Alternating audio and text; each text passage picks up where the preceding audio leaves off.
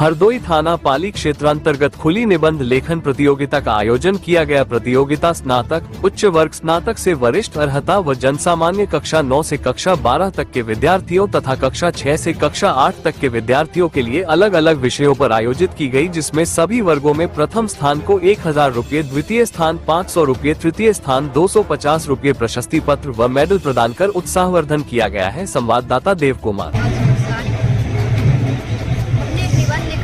Cyber crime पर AI के ज़माने में साइबर क्राइम में बहुत बड़ी चुनौती है और हमें लगता है कि नागरिकों का सहयोग और आपकी सब्जियाँ हमें इससे जल्दी ही निजात पाने की संभावना है। एआई के ज़माने में ये हमारे राष्ट्र को विकसित करने में ये सबसे बड़ी चुनौती हो सकती है। ये साइबर क्राइम हम में से ही कुछ इस साइबर क्राइम को करते हैं और हम में से ही कुछ इसमें से धोखा खाते हैं। और सर की इस मुहिम के तहत जब हमने इस निबंध को लिखा तो हमें लगा कि जितना हम सुनकर नहीं जान सकते हैं उतना हम पढ़कर और उससे ज़्यादा लिखकर जान सकते हैं। हमने बहुत बार सुना साइबर क्राइम क्या है, साइबर क्राइम किसके लिए क्या है, कि क्या बचाव सकते हैं, पर हमने जब लिखा तब जाना कि ये साइबर क्राइम क्या है। तो मुझे लगा कि ये बहुत अच्छी चीज़ है, ये विवेकशील कार्य है और जब इसमें हम अपनी सहयोगी एवं इसकी भागीदारी इसमें अपने को अपनाएंगे तो हम इससे ज़रूर एक दिन उबर पाएंगे।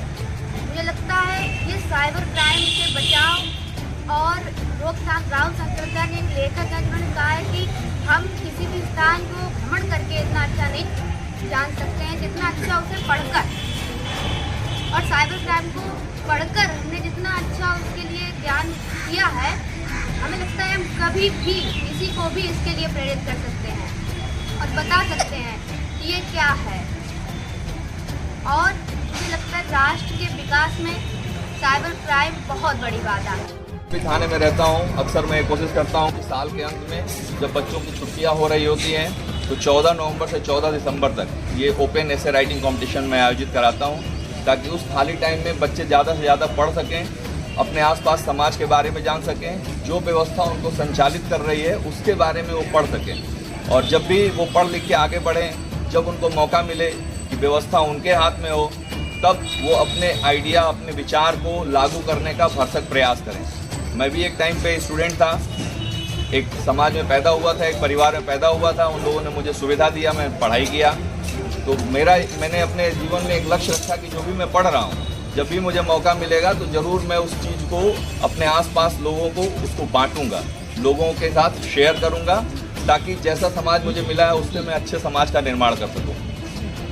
तो इसलिए मैंने 3 टॉपिक दिए थे, कुछ ऐसे लोगों के लिए जो कि कोई भी उस टॉपिक पे लिख सकता है। वो टॉपिक था कि आप अपने गांव, कस्बा या मोहल्ले में जिसमें निवास करते हैं उसकी मुख्य समस्याएं क्या हैं, उसको भविष्य में कैसा देखना चाहते हैं। तो जैसा मैंने बताया कि हर आदमी, एक फिलोसोफर का कहना है कि अपने विचारों का पुंज है, अपने विचारों का एक गुच्छा है।